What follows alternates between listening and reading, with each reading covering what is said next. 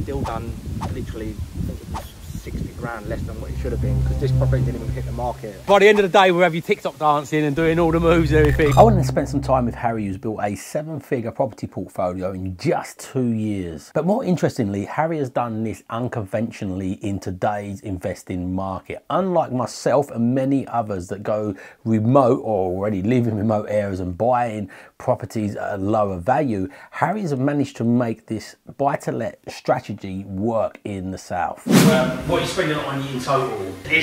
So I'll have this done for 25k. Obviously we have to do it really well, which I wasn't really expecting. Yep. I thought we could get away with not doing that, but that's come to nearly 5k. I always get that wrong. I always say it's PMT. PMT?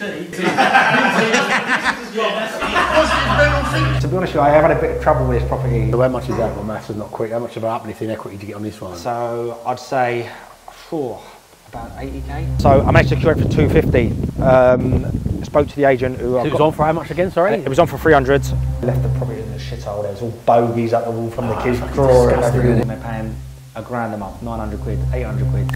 Harry takes me around a couple of these projects. He openly shares some of the challenges he's had along the way, and he's very transparent about the numbers. He runs through the numbers and breaks down the refurb that he's doing currently at the moment, and he ultimately reveals at the end exactly what the portfolio is worth and how much it is cash flowing him. Harry's a great down-to-earth guy, and he's very connectable, so please watch this all the way to the end. Make sure you give this a quick little like if you find these videos useful. How you doing? Here's the main man himself. See you, mate. Hey, how's everyone? You alright? Yeah, all good, mate. You're good. How you doing, mate? Mate, Are you camera shy? Camera shy, no worries, mate. By the end of the day, we'll have you TikTok dancing and doing all the moves and everything. Don't encourage me, won't do too much. Yeah, that's it. We'll get you over that camera shyness. Don't panic. So yeah, we're outside number 18 and 20 Stacey Avenue. So 20 was the first one up just here on the left side. This is the current project that we're working on. I've got another two literally at the bottom of the road park.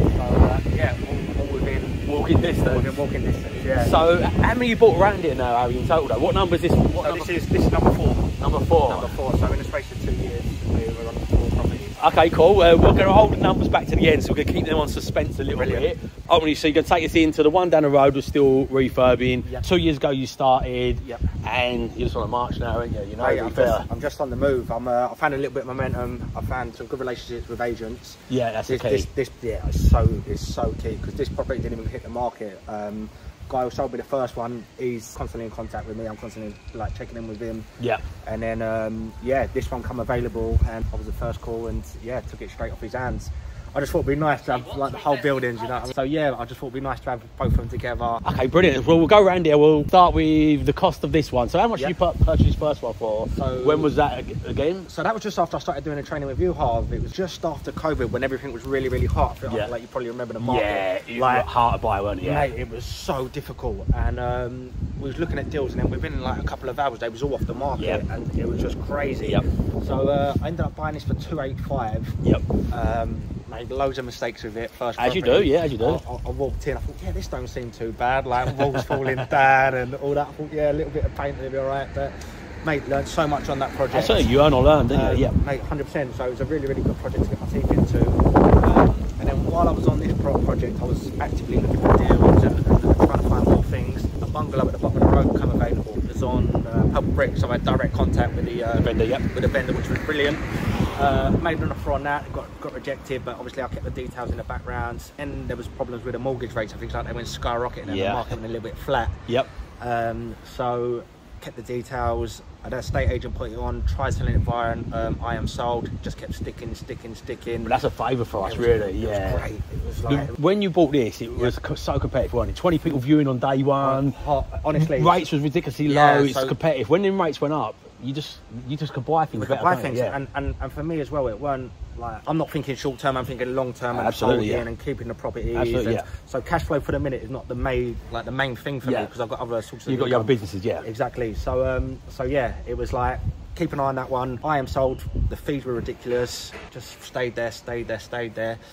Managed to get in contact with the vendor again because of the Purple Bricks link, and we managed to get a deal done. Literally, I think it was 60 grand less than what it should have been, you know. So it was a great deal. And the work on it was so easy in bungalows, because everything's flat. One level, no stairs to walk up either as well. Really well, mate. I've got access to this property here, obviously, because we're doing the work on it now. Yep. I've got access to the bungalow itself because I've got a tenant moving in on Friday. We've got cleaners going in tomorrow where tenants just moved out. So I could show you around them too. Yeah, absolutely. And then next to that was my last project on Victoria Street, which was a big 3-bed terrace. We'll go past the front of that as well, if you don't mind, literally, they're all, like I said, they're all within a minute of each other, so we're close. Amazing. I'm glad you shared that as well, how you got that property. Because I say to people is repetition and consistency negates luck. Yeah. Get yourself in with a cut of agents is really important, and just keep contact with them. And then these deals, the hard thing was when you first started in COVID, deals were selling within a day. Yeah. So it's so competitive. But people would moan and say, oh, the interest rate's high. I'm like, it's now a buyer's market. Because when things stick, like most people put things on the market at an over-exaggerated price. Yeah, of course. Yeah. Anybody does. If you put a car up for sale, put a watch up for sale. Listen, we want to get as much as we want. Absolutely. As we can get, obviously. It's natural. And the reality is, there is some motivated sellers out there, but these course providers will go, yeah, find a motivated seller, like solve a problem. And of course, they're out there from time to time. And if you're in the right place at the right time with the agents, they will come up. But then again, how many opportunities do you miss by trying to wait for that perfect deal? Absolutely. The opportunity cost is spot on, Harry. And the thing is, this is actually facts. At the end of last year, when interest rates were spiked at the highest they've been, they climbed quicker than they've been, high inflation, everybody's talking about the market's crashing. There was 178,000 homes in arrears, not being repossessed, in arrears, mortgage arrears. There's 28 million mortgages. So that's 0.6% of homes in arrears. So if you're waiting for this super motivated seller, like, don't get me wrong, be in the market. When they come up, buy them ones. But if you don't learn to buy from agents, deals are on the market, you won't buy deals. And that's exactly how you buy them. It's exactly how we teach people. Is say, look, show your interest, let it sit there. And the ones that still sit there after a few months, their motivation shifts. Just follow up. Absolutely. Keys in the follow up. I think a lot of things do get done on the follow up, you know, so you just got to keep an eye out and just keep cracking away. And funny you say that as well. It was Ryan. I had a conversation with him a little while ago, and he said to me, like, I was saying the same sort of things. Oh, mortgage rates are right. I might just stick away a little bit. When he just put his hand on his shoulder, he said, "What would your dad say about the asset that he could have bought 20 years ago, like, and the price of them now?" And that sort of rang a bell with me. And I thought, you know what, you're right. Let me just do it now. And then on the back of that, it was like, get stuff done, you know. Get into it. The deals and just get moving. Well, the thing is, if the numbers work at this rate, the likelihood of the rates coming down is very high. It's not definite. Nobody knows what's going to go on in the world, but the rates coming down is probably going to happen. So if it works at this rate, I bought in 2009 my first deal, and the rates was like 6%. And was crashing. One of the worst financial recessions, especially in property, we've had in history. Market's crashing. Everybody said don't buy it. So I bought a property in Tilbury in Essex. Bought it for 94. Everybody's going, you should wait. Where the market recovered in 2012, so paying ridiculously high rates. Just come off my fixed term as well. Market recovered, and the markets went whoom because the rates shot down. So the market shot up. That house I couldn't pick up for no less than like 130 because where the rates had come down so much, the prices shot up. So then, and it was in the condition I bought in, I couldn't have bought it for no less than 130, 135. It done up condition now, done it up, there's 150. So I put all the rest of my money back out of the deal, and then I had less of a mortgage on it because the rates had shot down. So I could have waited for the rates to go down and bought it for more money. But I had an income, even though it was smaller, I had an income all that time from 2009 to 2012. And then when the rates did come down, the equity shot up within that house as well. So I had benefit of money coming in more than I would have had with the money sitting in the bank. And then I had the equity jump up as well when the rates recovered. So yeah, you're definitely doing the right thing. It was that taking the action that's made it work out all right, you know. So absolutely. I think that's what it is. I mean, I'm not happy sitting about doing nothing hard. And there's nothing having money in the bank. I like to keep busy. I even like to be on site with these boys as well, like, because I have a love with them. You know, I've got good relations with them now. So good lads as well. I met them. Big battle. Good lads on jobs. Listen, it's a big battle. But that's the process you go through. So pretty much no one on these jobs here were on that first job. Right. Andy, the carpenter, now I've used him in the last 3 projects. Denzel, the painter, he's been with me pretty much the whole way because he comes from London. Electrician and plumber, they've both been with me the whole way. But then the other people around me, the tilers and things like that, I found along the way, and sort of trying to find the good ones and sort of keeping relationships, keeping them busy with work as well. They know that I'm serious now because I'm actively buying. So yeah, it's working out really, really well. This is the thing. Everybody thinks you can click your fingers and it just pulls together. You do one deal, it just pulls together. You've got to consistently keep going at it. I just keep on mentioning this to everybody at the moment, especially in my academy now. I say repetition and over a long enough time horizon negates luck. Yeah. You've got to keep to the fundamentals. You've got to mitigate the downside risk. So basically, what I mean by mitigate the downside risk is things won't go right every time. No, definitely. And you you've always got find problems. Yeah, always. You've got to manage your own emotions with that because it hurts our ego, and you think, oh, this is not for me, or you feel embarrassed about it not going right. Oh, what's everybody going to think? Like everybody's saying, don't invest in that, and it fucked up. You've got to manage through them and push through. But what you've got to do is make sure you can manage the downside. So on that one, you said things went wrong, but it didn't wipe you out and bankrupt you. You know, definitely not. So like silly things, like I'm walking in the house and all the boys lifted up the floorboards and things like that. And then there's ringworm and like. But that's unforeseeable. And like you couldn't, you I couldn't wouldn't even have a clue about this sort of stuff. Like where I'm not like a builder or I'm just like. But that's something you wouldn't, even if you was experienced, you wouldn't find until you're in, would you? Even with this one, like the electrician coming in last Sunday, he's walked in, he's gone, right, he went, we can do stuff with a lot of these properties that you've had so far, but this one needs a rewire. Yeah, we've had that. And then that's like, oh.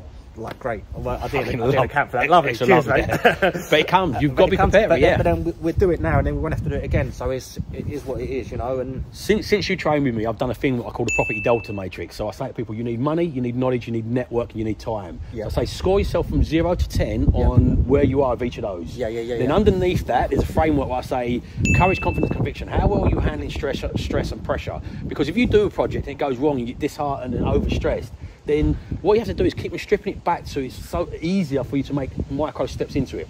Like Anthony Joshua, when he won the Olympics, didn't jump straight into a heavyweight title fight. It's a process. There's a process. Journeyman. A few amateur fights. Absolutely. And build yourself up, sparring, whatever else. And absolutely. Footballers, when they turn pro, they go on loan to a lower team and then build up. You get the odd exceptions like Mike Tyson, 19-year-old heavyweight champion. Everyone out. Absolutely, big time as well. You get the odd exceptions like Wayne Rooney scores on his debut at 16. Against Arsenal, But there, it was as well. Against the bar and that. But they're the exceptions, not the rule. And this process that I put people through now, when I scored him, it's like, okay, if you are an exception, great, we'll push you accordingly to you being an exception. If you're not, we'll push you according to where you are. Most people, and in the delta matrix, it's a triangle. Delta is a triangle in Latin and ancient Latin. And at the bottom, I say, look, buy-to-let's at the bottom, HMOs that stays above it, commercial conversion developments, right at the top of the triangle. And work your way up. Some people are builders, have got natural loads of confidence and handle pressure, got a lot of money, might jump up quicker, but jump up according to you, not according to the guru that's trying to sell you course. You don't need no money.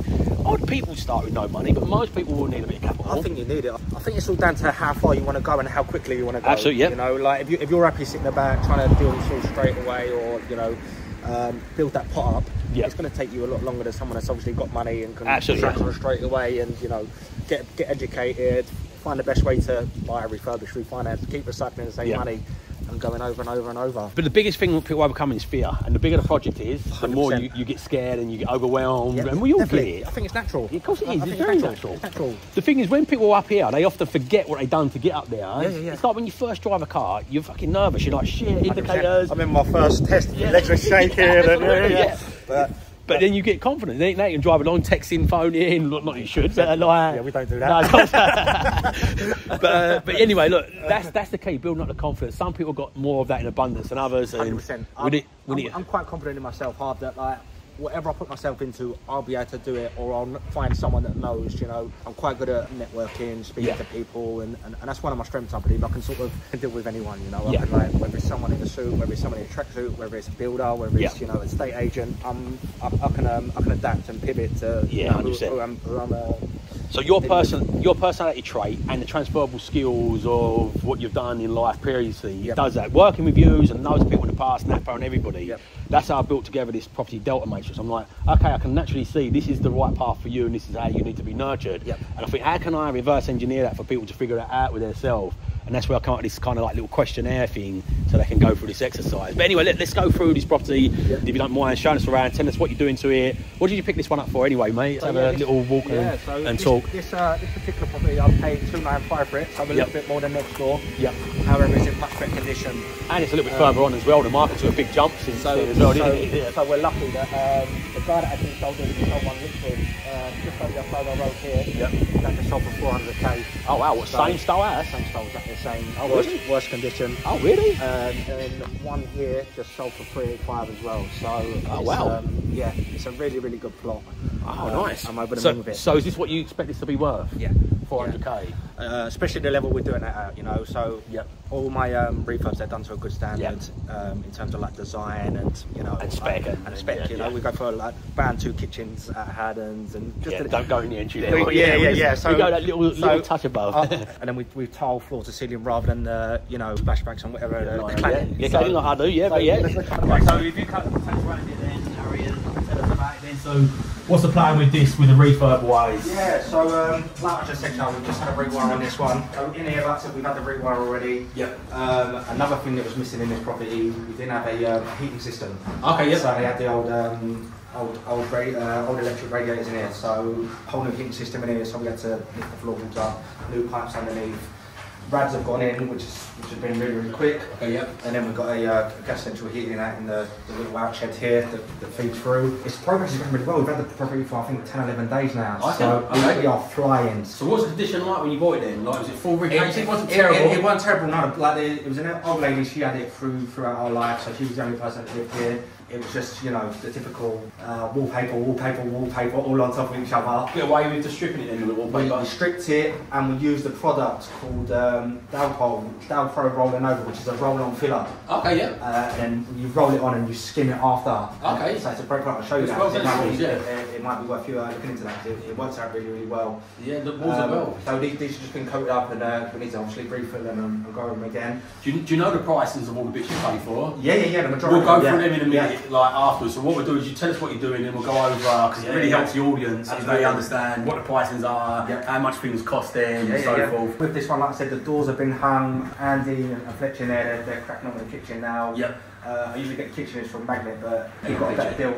But he got a better deal from Howard's this time around. You picture them, So we just bounced off each other and managed to get a little bit cheaper. So they price matched the kitchen, went cheaper on the doors, architrave and skirtings. Doors are cheaper with Haddon's. So and then with that as well, the delivery is well hard. So we just want to do it one go rather than waiting in and all that sort of stuff. We're not getting Magnet kitchen. These doors, in Magnet, I think they're called Mexicanos, and they Magnet, I think they're called. I think the Mexicano, or no, I think the Mexico was a thingy one. These are doors anyway. And I think they're called something different in Magnet, but often as well, these are cheaper in Haddon's. But one delivery, you go for time, you mess around, 2 calls. And 2 deliveries.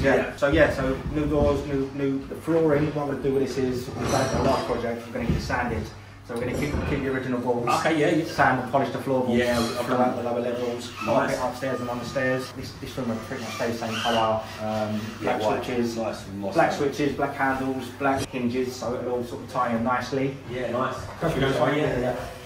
kitchen, we've gone for a nice beige kitchen. Handless, the Spec 2, what is it? What's the name? 2 ones? Yeah, these are band 2, and I think it's a Luna they call it in Magnet. That's right. It's granite Crockmore with Howden's. No, I think so. Magnet Luna, it is. Granite Crockmore, And then, so we've got concrete effects, sort of beigey, light concrete effects, worktops, black tiles, and then black sockets in here, so it's sort of done nice.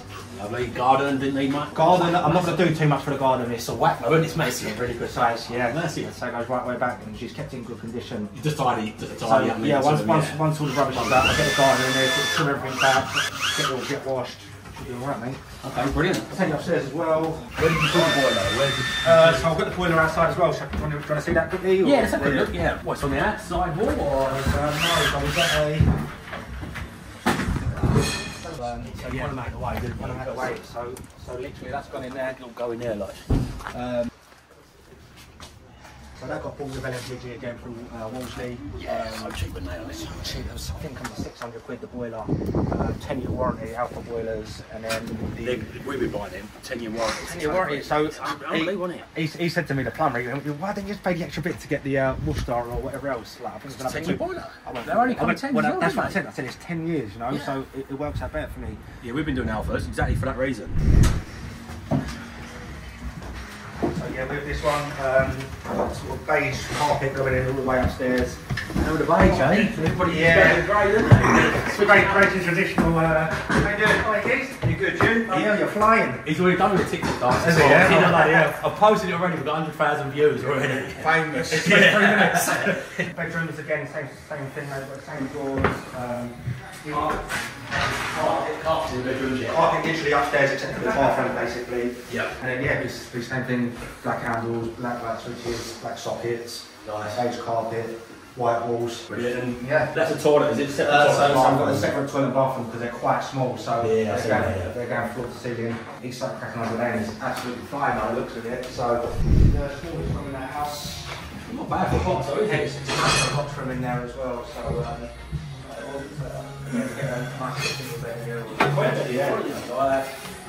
If you need to, it's a decent size. we've got another double bedroom in here. So these are the tiles. Good size brick house. Yeah, brilliant. Know the numbers off the top of your head then. Ish. Yeah, we always have an ish on Ish, this. yeah. We never have exact spreadsheets to the point. Man, people criticise and go, you said it was this and this is this. And there's a margin between this, you know. Like, so you pick the house up for 285. 295 this one. 295. 295, yeah. What are you spending it on in total? Ish. So I'll have this done for 25k. Yeah, okay. I'm quite confident that. Obviously, we had to do it really well, which I wasn't really expecting. Yep. I thought we could get away with not doing that, but that's come to nearly 5k. Like I said, downstairs, we're going to save a bit of money by sanding the floorboards and not flooring down there. Yeah. Basically, all the sort of howler stuff comes to 4.5k. The skirtings, architraves, kitchen, bathroom. We've kept the bath. I use Victoria Plumbing for the other bits and pieces as well. So your taps and your showers. The roofs and stuff, yeah? Definitely. Yeah. Definitely. I'll show you the stuff. What, cheaper or just better here? Because of the colours and the style that I'm going for, I'm going with a beige, white, and black in this property. Yeah. Blues have got the black. They've got the black. Yeah, the classic silvers and things like that is really good for. Yeah. But because of the black, I've gone with Victoria Plumbing with this one. So you put the shower screen on the back. Yeah. So the black shower So screen. I've got it's like the gridded one. So it's a glass black grid. You can't get them on mostly, yeah. I'll tell you what. I've actually got that off Amazon. Oh, This yeah? time around, yes. I think the last one we had a fluted one from Victoria Plumbing, which was about 2.5. I've got one on Amazon for 80 quid. So yeah, Amazon and eBay, you're really worth a little. I've never really done it except for the door handles. Yeah. It got a quote from Howlands and it comes to 300 quid for 9 door handles. I've got the same thing for 120 quid on Amazon. Yeah. So there's savings to be had on Amazon, eBay, those sort of places as well. You've got to cost your time sometimes. Sometimes I spend 3 hours to save 100 quid and I think, what have I done? Yeah. Like, I think you said it to me before, like a load of them littles, they add up to a lot. They do, yeah. So if you can save 100 quid on doors, lights, switches, all from Amazon, because they come next day anyway, don't they? Only takes 10 items to save 100 quid on, doesn't it? How many items you got in here? You know? Yeah. And exactly that's so easy with Amazon. Just go on there, board, get switch. I've got someone here all the time anyway working, so Yeah. it gets delivered here and then they just throw it and then we get it sorted. Yeah, so Bathroom on this one's a little bit small as well, so we managed to keep the bath in good condition. yeah. We've used Wolseley again for the new sink and the new toilet. I think that comes to 180. Yeah. I've gone for the Vector, which is like the Square one. yeah, Exactly. it's one exactly one I think it's a bit more modern. I think those nice little tiles that we're going to have. You have the same tiles in the bathroom as well, yeah. Tiling, what's the cost of tiling? The actual tiles, they come to just over £1,000. I think it was £10.50 for the tiles, floor to ceiling, both rooms. Yep. And then Austin's labour that we're sorting out with him. What else have we done on there? Carpets? Carpets is 1,300 quid including fitting. Yeah, nice. Which is good. That's with the underlay as well. All door grippers and all that sort of stuff. Paint property? Den's with the painter, so he always looks after me because he's a close friend. I get my dirty with him as well. So. Take back to dinner. Mate, literally, he comes up here, we've got a great fish and chip shop, and basically I feed him fish and chips. That's enough, as long as they're well done. Like I said, I've got really good people around me hard. That's the key behind it. And that's key. But it takes kissing a few frogs to get that, doesn't it? You know, 100%. Like, again, the carpenters I've used previously, he's actually picked one up like this before I chucked him out of the house, because he's been so bad. You've got to go, what are you doing with that door? Get out. Wow. Didn't have to mention that. You've definitely got to kiss a few frogs to find the right ones. That's it. If it was easy, just click your fingers, getting the best deals, phone up, pick up me, People come in a program sometimes even, they go to me, it's not working. I say, how many agents have you called? 3. How long you been doing it for? 3 weeks. It's usually 3. Phone 3 agents, done it for 3 weeks, not sure this is going to work. It's like, do it for 3 months, 6 months, 9 months. Like, do it for 3 years. Yeah, absolutely. Exactly what I say. People come to me and say, I want to earn 10k per month. I say, listen, you need to give an 18 to 36 month time horizon of consistency for long enough to even start getting close to getting that consistent. And if you're not willing to give that consistency every day, and I've narrowed it down in a way where I say to people, the biggest challenge people have is time and motivation, getting started. Start the gym, keeping healthy is so easy. Look, exercise each day, go for a walk for a half hour, stay away from crap food, processed food and sugars, eat healthy food, sleep, and that's it. And think positive. Yeah, think positive, yeah. And that's it, you'll stay healthy. That's you off the fish and chips. That's healthy. I always get that wrong. I always say it's PMT. PMT? Yeah, but it's not, it's PMA, isn't it? Positive mental attitude. Yeah, absolutely. Yeah, that's key. I always call it PMT.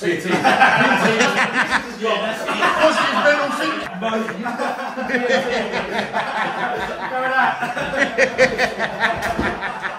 He's done his cameo. But mate, again, like you said there as well, it's what we're talking about downstairs.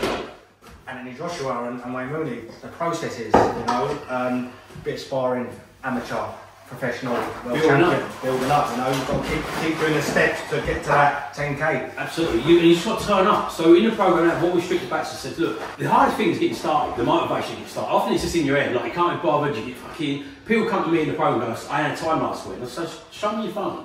Quickly get a up there app and go, there you go, you spent this much time on social media last week. Can you really honestly say, we all do it, we all procrastinate. Often it's fear, you get scared and you just do something else instead of doing the thing you know you should do. So in the programme, we restrict it back now. Look, we need 15 minutes from you each day. On the good days, give us an hour. Yeah. But on the days you don't feel like it, you feel tired, you feel dismotivated, you're busy, don't tell me you can't craft that 15 minutes out that day to keep that consistency. I said do that for 18 months to 36 months and you'll start getting the results. And I think as well, with that, I probably only need 15 minutes now because when you're on right move every day and like you teach, once you find your area, you're on newest added on right move, you know what I mean? So you see what comes on every day and think, right, that fits my criteria. So that 15 minutes a day is more than enough if you sort of do it consistently, you know? I say to them, look, when you've got the refunds, obviously you need a bit more time doing them, but actually find the deals. Once you know the agents, there's no small talk, you phone them and say, it's Harry again, like, 100%. Just see that one and they tell them the inside of the way. Thing is as well, like, now I've got the disabled where I've got the private numbers. Yeah, that's huge, like, it's a little WhatsApp message. Message. Hello mate, how you doing, everything alright, anything on for me, like, or anything coming up. And then they back to you, you know, so relationships are key. Numbers wise on this one, like I said, it's a purchase price of 295. The thing that's killing me is I've got in the bridge, which is coming to 2.4. But the way we're smashing this out, I'm hoping that it won't be too long on that bridge. Okay, yeah, so I reckon 2 months I should have this more than done. You know? And you feel the end value is going to be 400? Yeah, so like I said, property down the road sold for 400. It's in sort of tight condition, but I'll be happy with 400, even a little bit lower half. I'm more than happy with. And rents on this? What sort of rents? Next door we're getting 1650. Okay. They want to increase it to 1700. The agents, but to be honest, you've been a great tenant. Yeah, you've got to judge that. Yeah, so I'd rather just sort of leave him as he is. Yeah. I'm getting no headaches from him. Don't call him out anything, so leave him there. For the sake of 50 quid, I think he's. Sometimes it's 1650, you say. 1650. Oh, yeah, 50 quid. 50 quid. It's not really worth driving him mad and you know upsetting him. So happy leaving him there. So easily get that on this one as well. Yep. So 17 realistic on this. 17 really, and then one thing we are doing on this one, which we've done next door as well, is we're doing a drive. Parking in this area is a bit of a nightmare. It's free to park, so it's like free for all. Yeah, right. So parking is a big, you know, positive in the area. Yep. At the front garden. So at the front garden, we're basically there's concrete walls outside, so we're going to the concrete walls. So we've got the shared space with the neighbour next door. And then we'll have a space for a car there as well. Concrete, so we're going to block pave it. Block it, okay. Yeah, block pave it, so it looks a bit nice. It does ties look nice, so again, just because I want that high evaluation. Yeah, it's the right.'ve got to do the right specification for the right area. Exactly. You know, exactly. That's what I say, if you're going for like the cheapest properties in cheapest areas, no point. There's no point. You know, you're better off just like you said. laminate floor or a bit of vinyl, do the wall cladding for the bathrooms and things like that. It makes it sensible. Where I am sort of trying to achieve the higher prices. Yeah, higher rents, higher price. I think for that extra little bit that I do spend. So yeah, so run up numbers again. So what do you think you've been to in total then, with bridge costs and everything? So like I said, 295 was the purchase price. 130 with a refurb. So 25k refurb. Bridging fees was 5. I think stamp. I can't remember if I paid the stamp, but that was a little hefty amount. I think it was 8.5, maybe a bit more. So say 10 grand. So around 10 for the stamp. So we're in 140 at the moment. Yeah. So lending costs all in total going to be roughly about 10-ish. 10, yeah. Yeah. So you've got about 50 grand minimum on a comparable that's sold in bad condition. Literally. So realistically, they're happy at the moment. We've just done one in my program, bought one in South Wales, done a specification like this, nice spec at the end. Thought it was going to be 140 valuation, value come out and valued at 150. It was like wow. Like, the problem that I'm having is I'm clear on the valuation really easily here. Yeah. I'm just getting downloaded on the rent because the spec of my refurbs, no one in the area. The lending, no one in the area is doing refurbs for rentals. Yeah. So I'm getting 150, 100 quid more than the market. Yeah. But the banks will only do it on the lower, so the comps. Even though I'm providing ASTs and proof that we're getting 1650 here, 1650 there, 1650. I had it on as well. I done a high end one in the North East, HMO. Yeah. And he went, I stopped and you've been up there anyway. And like, it's when there's no other ones around. Comps, And they said, we don't know if you can achieve that. I said, look, we've just put it in the market. We've rented the first 3 rooms for full money, $550 per room. Yeah. And we've got a list this long of people wanting to view them. And every person that views it takes straight away. So why do you think we can't get that? It's like, there's just not enough evidence there. So that's the thing that's sort of affecting me a little bit. So it's restricting the lending. It's not going to restrict the value, but the lending. It's the lending. But you've still got the equity in there. Right, still got a great bit of equity, and like I said, where I've got the other businesses, I can sort of swallow up a little bit. This is not for cash flow for you anyway. This is parking well. So with the last 3 properties, it's nothing for cash flow. The one next door is cash flowing really well actually, because I put on the lower rate. Around the 3% mark, I think they're sort of cash flowing 700 quid on that one. And these ones are 200-300s at the minute. Yeah. So it's like. But that will come back though. That'll come back. So I'm positioning myself for in a few years' time when the market does drop, it'll be back up to that rate, and So realistically, this is not beyond the realm of possibility, regardless if you can lend against it for your BRR. Not beyond the realm of possibility. 410, 420 if one sold. Yeah, I think so. Yeah, I mean, and to be honest with you, what we always do with Megan is I say, right, go on a little bit higher. So you do Megan? Because because if you don't ask, you don't get half, do you? You know what I mean? So you might as well ask for a higher price, and they say yes, great. Yeah. And I think it's TJ. He said to me, I think it's a psychological thing where. Why is he being so cheap and asking for 420 a year, so it might be worth just doing it. I don't believe it beyond realms of possibility. If you've got a comparable sold at 400 grand in bad condition, it's going to be super high end, black hat, it's going to look good, isn't it? Mate, so, and that's the thing, like you just see from sort of where we're at now, it is going to be a nice property. What influences them a lot as well is if you've done the work. If you bought it in good condition and just bought it cheap, they go, why is it worth more money? Yeah. And you're not meant to do this, but don't frown upon it. But in Howden's kitchen, General Joe Public, that's going to cost them like 10 grand for the kitchen. Yeah. Look, I had this conversation online with a surveyor. I posted a deal that I spent 6 grand on because I've got the cheap kitchens, got the good trades in there.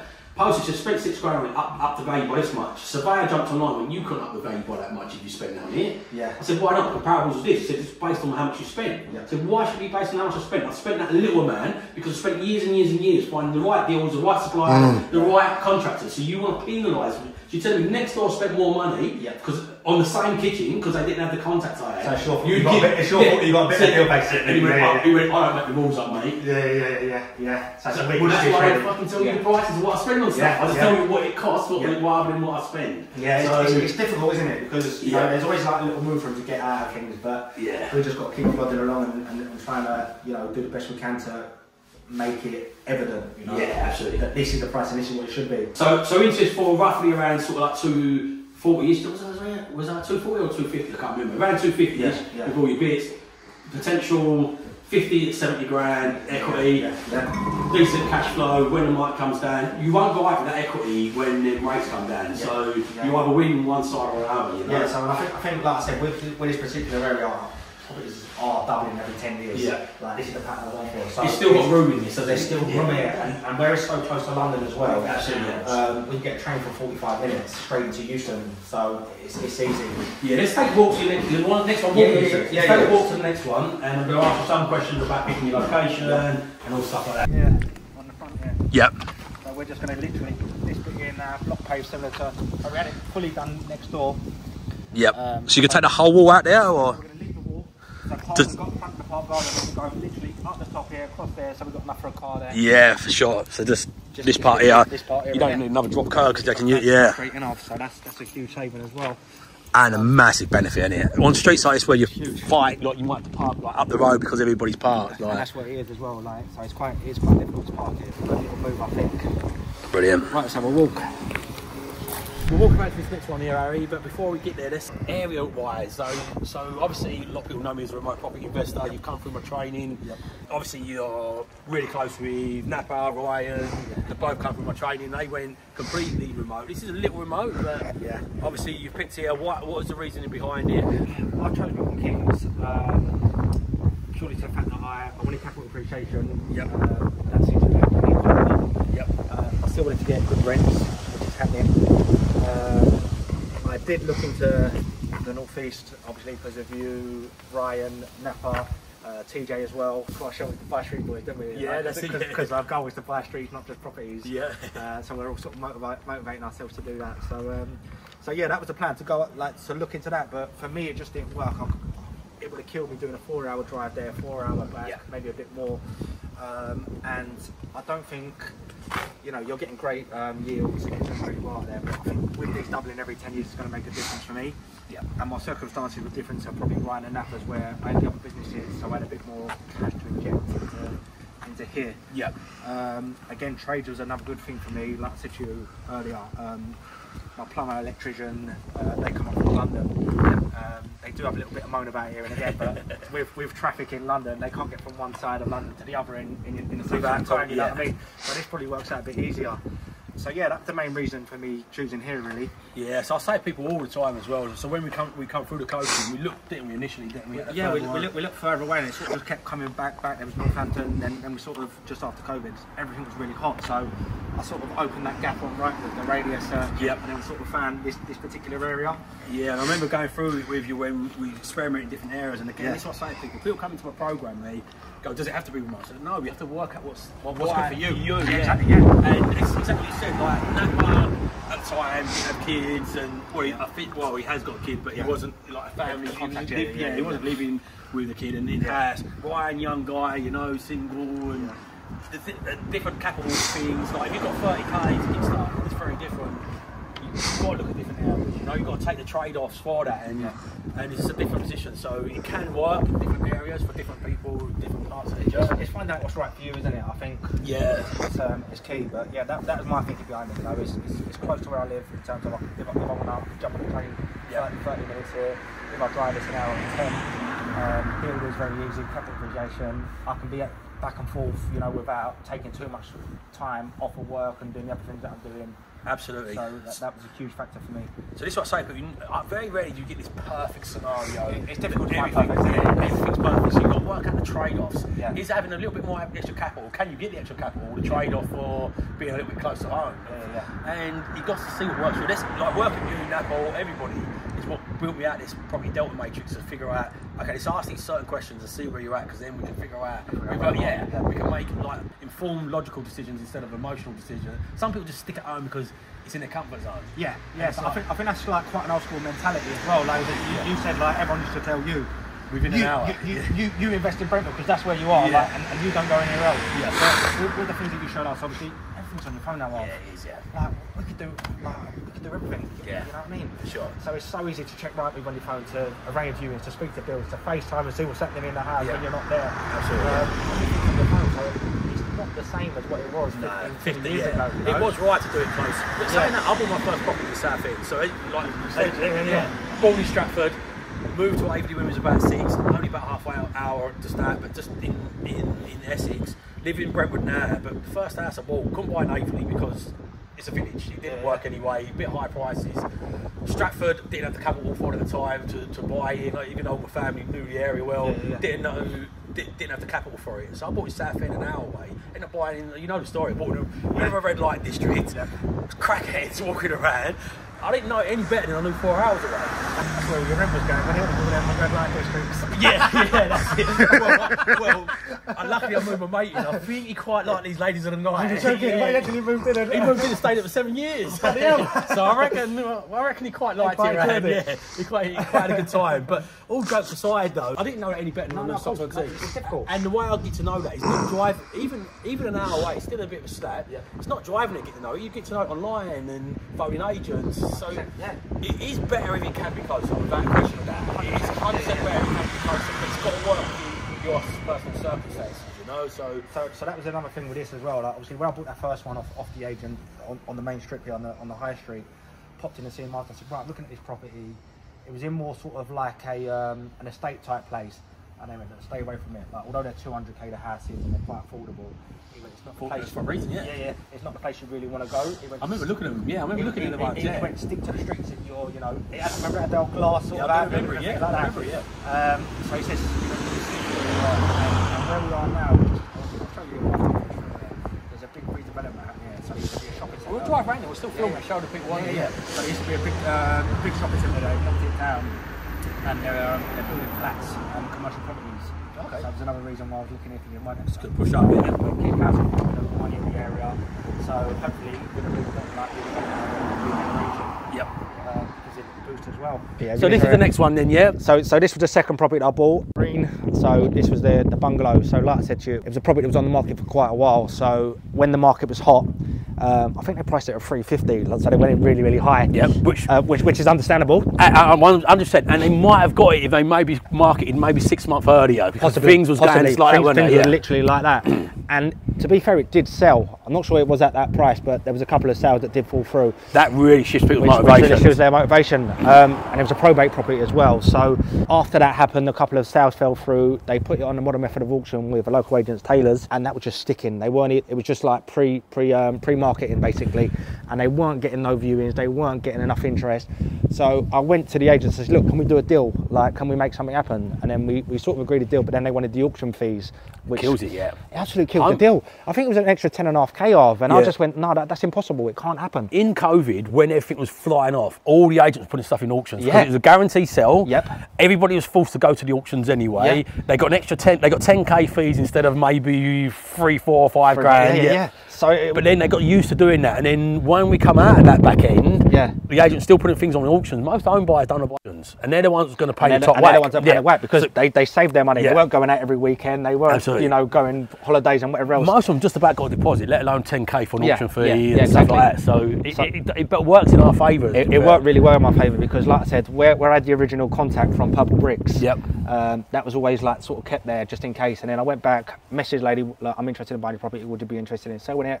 Can I come and view it? And then we went direct to vendor on this one in the end. Oh, brilliant. Yeah, so managed to keep the... Fuck you, agent. No, but I managed to keep the agent sweet. Yeah, like, you have to as well. You need to play the game a little bit, I think, because they're the ones that are getting the stock at the end of the day. So we managed to sweeten them up and look after them, and managed to get the property for a better price for myself.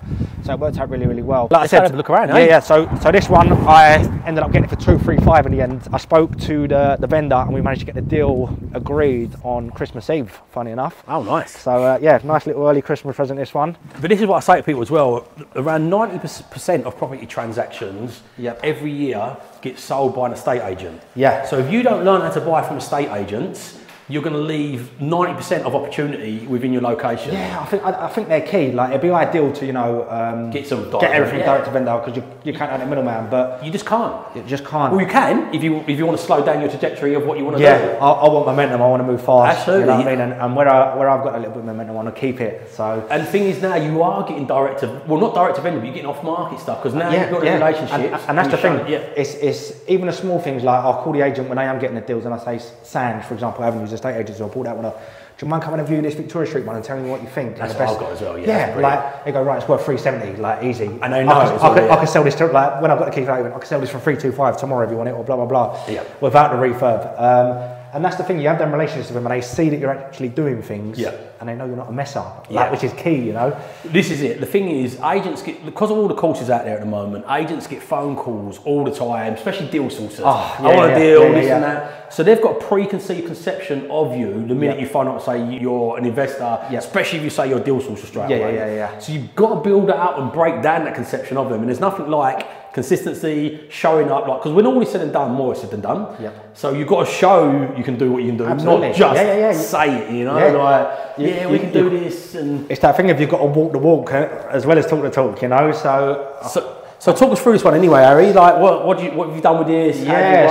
So again, to be honest with you, this property was a dream in terms of refurb. Like I said to you, it was all flat, so we smashed through it really quickly. Did you put this like feature up? Literally, so it was all wallpaper, so steamers, stripped the walls back. And they were still again? No, not on this one. These walls were in brilliant condition, so with just a little bit of filling. And he done all the laminate floor, the panelling, new doors, new handles, new hinges, skirting architraves.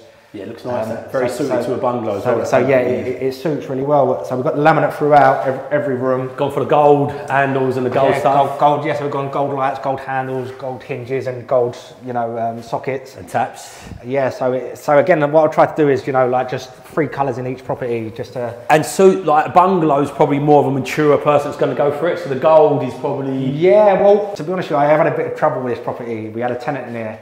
I'm not sure if I told you about it. No. The first tenant we had in here was a family. It was a husband and wife. They had a young kid. 2 months into getting the property, rent didn't go in. So the estate agent popped out to see him, opened the door, let him in, and they made it very clear they're not going to be paying rent for the next 10 months. And then the estate agent was taken back and sort of said, "What do you mean? Like, what are you talking about?" They went, "Look, we're going to be very clear with you. We want a council house." Yeah, there's a plan system. And the only way for us to get a council house is for you to evict us, which we couldn't do because we was in contract for 12 months. Yeah. So we had to go through the process of getting them evicted. Do you use a rent insurance now? Yes. You've got to use rent insurance. It's vital. It's 20 vital. quid a month, because it's a good tenant can turn banned straight away. You can get the odd tenants like that. It was crazy because they knew exactly what they was doing. Yeah, exactly. They're called professional tenants. They played the game, and they done it really well. Yeah. They're in arrears. They run up 8K's worth of debt with me, and the process of that is the company that I've got the insurance with, they want to take their time with it because they wanted to resettle, find a pattern. And then they send an investigator out to say, right, this is what they can afford to pay back. This is what they're doing, blah, blah, blah. Yeah. So that was that. So, you have to take some of these on the chin. It's part of the journey, mate. Listen, it is what it is. You're going to have these problems. Look, I've got probably a month. It's fucking money. So but it wasn't a year that went past. I didn't get one tenant that wiped out exactly what I was paying and the headache of it. So now it's straight over to the rent insurance. They dealt with it. They paid me the rent while they were dealing with it. They got them out section. Easy. Yeah, they do everything. Yeah. But the good thing about that is one little trick I did pick up when I was first renting out the first property and I was trying to find the right managing agent. I kept a couple of packs on the side. So, for example, Countrywide, this estate agent, that estate agent, and they'll all walk in and see that other estate agents have been in and sort of valued the property. So they was all eager to get the work, to get the job.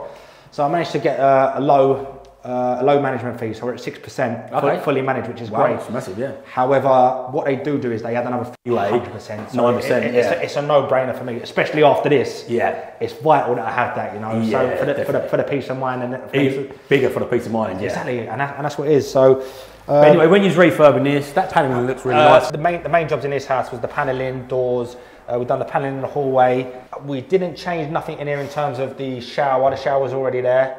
But we've done the shower screen, just changed that with the gold with the gold light and the gold accents. White Metro tiles. This is what you would sort of say is the lounge, I suppose. Yep. And again, we just floored that into the conservatory there.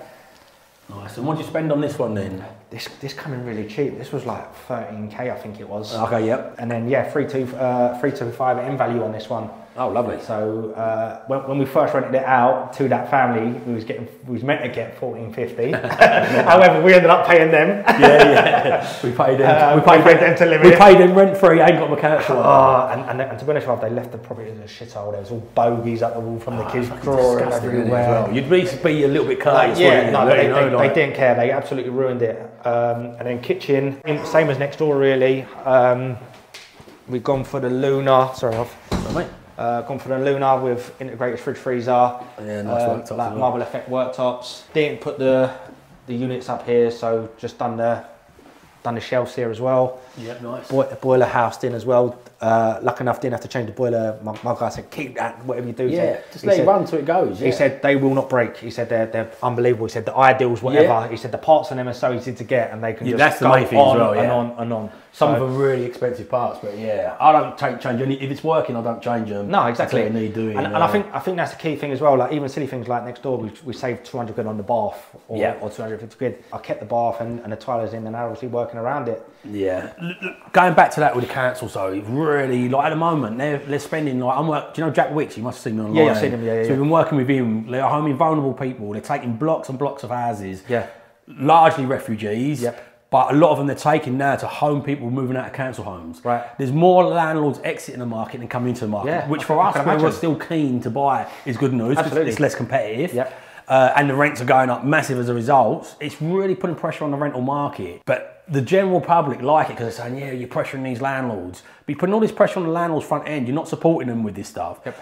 But then the back end, you're spending all this money. If you just supported the landlords, paid them directly and stuff like that, and just supported them, they won't have the problem they've got today. But yet, you've got tenants like this have to do it, really. Like, Listen, not have to, but it's understandable in a way because they've come in. They said, look, like to be honest, our friends have got a similar sort of properties and they're paying £1,000 a month, 900 quid, 800 quid. They can't afford it, yeah. And they can't afford the extra 700 quid that they're paying on the private market, you know. But because the demand of people that need places now, That's why the rents are high. The rents are high. The rents would be lower if they built more or let us build. Yeah, absolutely. Built more, supported the private rented sector because it's a bonkers. But anyway, look, we'll be here forever moaning about that. Another little nice one. So you've got a tenant moving into this soon. So what's it renting for now? So the tenant's moving in on Friday. I've got the cleaner coming out today, so she's going to give it a nice deep clean. And then 1,400 quid this one a month. So little 50 quid drop off, but we've got the rent guaranteed insurance, so I'm happy about losing that. Yeah, that's it. But yeah, like I said, this property was a dream in terms of refurb. It was so easy. Yeah. Like all one level. How long did it take us then? 3-4 weeks? 5-6 weeks. 5-6 weeks. So Yeah, it was like it was brilliant. quick. Quick You know, we turnaround. turned it around really quickly. But there was no like preparation dramas. No, it was all straight away, straight in. Brand new, near enough brand new plaster. Yeah. So it was a great job. And then, like I said, so bought for 235. I think it was a 13k refurb. Yep. Paid stamp, paid legals, and then 325 valuation. Okay, so how much is that? My maths is not quick. How much of an uplift in equity did you get on this one? So I'd say, about 80k. 8K. 80k, yeah. Like after all sort of done and that, you know what I mean? People say to me as well, what if you get a bad tenant? Like, and they wipe the rent out. I say, what if you get a bad tenant? This is a long-term play. Game, yeah. So if you don't buy that house because you might get one bad tenant, which you probably will, if you're landlord for long enough, you're going to experience it at least once or twice. Yeah. Try and get rent insurance anyway, but you're going to experience something's bad. But you're not down that rent. Yeah. You're up 80k, and the future rent that you're going to have from life as well. Well, that's it. Again, like I said to you, when the mortgage rates do drop, we'll start getting a good bit of cash flow on this property. Yeah. We're probably clearing like 300 quid a month with the rates that they are at the minute. So it works, which was at 5.5% or whatever it is. Yeah. So when it drops back down to the threes, hopefully, or whatever else, I think it will settle back down around the threes. Then I'm happy. And then you're nearly doubling that, yeah. And then you're good, you know. You only need a few more of them to hit that 10k mark that a lot of people go for, you know. But yeah, absolutely. it works really well. Should we drive around and have a quick look at the other ones? Yeah, we can walk. Obviously, literally the next straight long. Yeah, mate, we're walking everywhere. I'm gonna get your steps. Press play. Press play.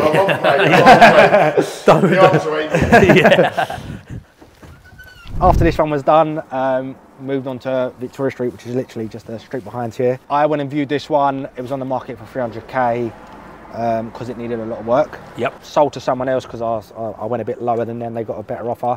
However, the sale did fall through. So I managed to secure it for 250. Spoke to the agent who It was on for how much again, sorry? It was on for 300. 250 against a 50 quid off of the asking price again. So relationships. So the agent, he was like one of them. I see that it went back on the market. It flashed up on the Rightmove thing. Rain agent, I know. I said, look, I've seen it's back on. Do you reckon we can get a deal done for 2.5? And he was like, can you send me something over proving that you can get it done today? So on the phone to Megan, she whacked up the old decision in principle. Lovely. Sent it over. And managed to get the deal done. By the way, everybody, he keeps talking about Megan. That's our broker we all use. Anybody wants to introduction to Megan, comment below, broker, and we'll give you an introduction. It's fantastic. She's amazing. I drive her absolutely mad. Yeah, constantly ringing her, and yeah, so many questions, but she's amazing. She's really, really good. So yeah, 2.5. In terms of working, it was the same sort of thing, but we had to replaster the whole house on this one. Right. There weren't a rewire, luckily enough. So probably balanced itself out. You didn't mention the rewire on that one. The cost of the rewire on that one. In the first one, 4.5. Yeah. So 4.5, 3-bedroom house. I paid 4.5k. Biggest job on this one was the windows. Right. We had to replace all the windows. There's old sash windows in here. They were just literally falling apart just here on the left. Nice stock around here, isn't it? Really nice houses, nice roads. This house here was so nice. There was so much space in it. I think it was like 130 square meters. So it had 3 living rooms. Kitchen with a utility out the back, and then 3 really good sized bedrooms. A main master bedroom had an ensuite in it as well, so really good size. It would have been an ideal HMO half, but at the minute, no. I might sort of pivot and make a little change and maybe do some stuff. But I think now you've got a few under the belt and that, you know, I think it might be worth considering, mate. Definitely. Yeah. So I mean, obviously, I've got the rent-to-rent HMO company as well, so I'm familiar with it. Yeah, like I said, the biggest job, so it's this house here, just this one here. This one, yeah. So we changed all the windows. So do you know what's great about it? If you look at outside the like the flowers and things like that on the brickwork, beautiful architecture, mate. So it's really nice. So that really caught my eye when I got this one. So we had to put a new door, new windows. That was a learning curve because we had to go through planning. So because we're in a conservation area, it was an absolute ball ache. So got a. Did you do that yourself? Did you get no. So I got someone in to do it for me. I think it was a 12 weeks. Cost of that? Architect was quite cheap, so he'd done the drawings and that. I think it was like 1,500 quid. Okay, yeah. And he'd done absolutely everything. And did he deal with them? He dealt with the council. He dealt with the council. Yep. And what happened was they give us a date of 12 weeks. So that come through on the 12 weeks. 12 weeks come. And they said you didn't put it in the newspaper, so because we're in a conservation area, they wanted us to put that we're going to put new advertising, which was like a joke. Because if you look at every house on this street, it's not like anybody's going to moan and you put new windows in. Not one window's the same. Every single window along the street is different. So it was just like, for fuck's sake, it's ridiculous. So that slowed us up on this one a little bit. But in terms of refurbs, everything went well. We did have a problem with one of the pipes at the back. There was water leaking down for years. They had a tenant here for I think 10, 15 years. They just let water drip out from the source stack and things like that, so it messed up one of the walls inside. Sand and cemented that, and like damp-proof course on there, so that was really good, really an eye-opener because I didn't do that before. Used a product called Selka One as well, which is like a product goes inside the sand and cement. Again, little learning curves on each product. It was good. So what did you pay for this one again? Sorry. Paid 250 for this one. Refurb was about 35k. Yep. And then we got a revalue at 370. Okay, wow, so another nice chunk of nice chunks of equity. Rent again is 1650 on this one. Yep. I had to get 2 valuations on this one because I got down valued the first time round, which was absolutely crazy. The value that come out, he valued the one we just visited at 325. Come here, this is triple the size. Yep. Nicer building. Much nicer building. He valued it at 330 when there was like literally comps everywhere.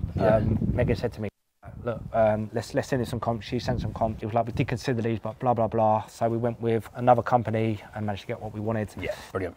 Yeah, you have to do it sometimes. You have to make a judgment as well when and when not to, but when you've got the comps, and especially if you just had that one valued at that as well. And you know, another thing that I think is key is timing with the valuations. Where I've got a relationship with the agents now, they sold one at the bottom of the street for 385, but it was sold subject to.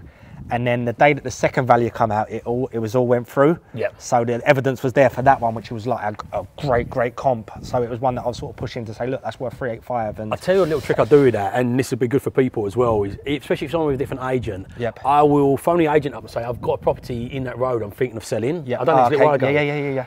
I see you had that one up for sale. I know you're not allowed to tell me. You always want to say, I know you're not allowed to tell me, so I'm not going to ask you, but did that go around asking price? Yeah. And did you have a lot of interest? Because if you did, what I might do is sell my one with you. I've got persuade the missus to sell it as well. So, and then I often go, we've got this much for it, because they want to get They want to get it, of course. They want to get the instructions. So we said, we got this much for it. Say, great, pop it over on an email so I can tell the missus, this is how much we got for it. Yeah. And then you got it there, kind of thing. It's a great move because, again, it's more evidence. Yeah, absolutely. And one over there sold. It was actually a 4-bed, and it sold for 400. So it weren't an actual comp because that's a 3-bed. But it still gives evidence. It still gives you evidence that stuff is selling and it's close to that price. Yeah. And then they did put a 3-bedroom under a really good standard for the same sort of price, and they wouldn't let off on the price that they got for it. Yeah. That's definitely a good move that you do because it helps. It works out. Okay, let's go back and ask a couple more questions. In total now, where are you at with your portfolio? So what's the total? In terms of value, Yeah. I'm just under 1.5. Good man, well done. Which is yeah, Well done. Thank you very much. I'm really happy about that. I'm hoping to sneak one more in before the year ends. Okay, yeah. I just went and viewed one yesterday actually. The Son I Am sold, so got a conversation with them to be had, which is great because again it needs new windows. So I already know that I could put planning permission in. Yep. While all the legals are going through and things like that, which will save me time when I'm going in to do the works if it does go ahead. Put a lot of homeowners off as well, that will. The hash stinks. Yeah. Like you walk Okay, in, yeah. it's damp. Happy So days. it's perfect for us. Carpets in the bathroom, and you know. I'm still there, mate. If you fancy that one. Yeah. So that's on for a little bit too much for me. At the Is minute. it? And yeah, that's Got you on it, though, haven't you? well, that's the agent that sold me these two. So this The ones that we're working on. So the two. If it sticks there for a while. If it sticks, yeah, but to be honest, yeah, he gets what he wants usually. He don't really budge on his prices. Does he not? Well, fair No, enough. so he does really well. He's always higher priced than everyone else. Good salesman. But he does really well, and he always achieves good prices. It's up to 1.5 now, basically the portfolio. Hoping to add one more in by the end of the year. And a rent roll of roughly, like your gross rent roll. Cash flow in now probably about just 2k at the minute on these. Obviously, because the mortgage rates are terrible at the moment. That's cash flow, isn't it? It's not That's gross cash rent. flow. Yeah, that's decent, cash isn't flow. it? That's cash flow. It's decent. You've Yeah. got a massive chunk of equity. Equity-wise, yeah. where do you think you're at, like, on these? So they're all at 25%, except for the first one, which is 80% loan to value. So But that's going to jump up, though, hasn't it? yeah. So that's it's probably got a bit more equity yeah, than that's you got more realise. equity than I realised. So like I said, with that one, again, timing was a thing. The valuation on that one when I got it done a couple of years ago was 360. So there's 40k extra there, you know, from what I've got. So that's really good.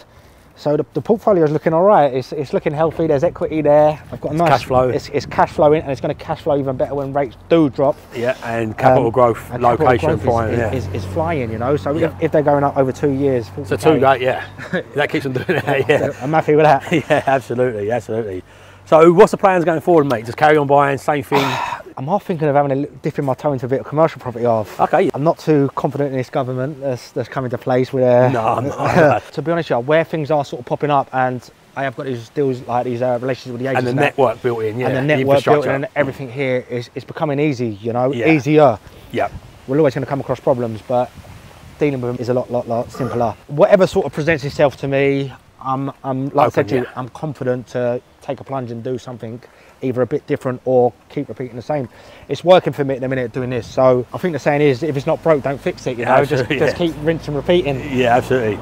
And capital wise, like, you've done a bridge on this one, you lend in private capital as well, you're in the market for that sort of stuff? At the moment, no, I'm not looking for Capital or anything, no? I'm working on my own, but to be honest with you, I am going to start looking and speaking to investors. I think that's your next step, mate, is like Yeah. to start raising private capital instead of bridging capital, because you probably pay them a similar amount, but it's just easier, less loopholes to jump through, a bit more flexible. Again, with that, I do feel like the bridging's easier, especially where, again, Megan, yes, she's so easy, amazing. yeah. She's got all my stuff. She knows what I do. Yeah.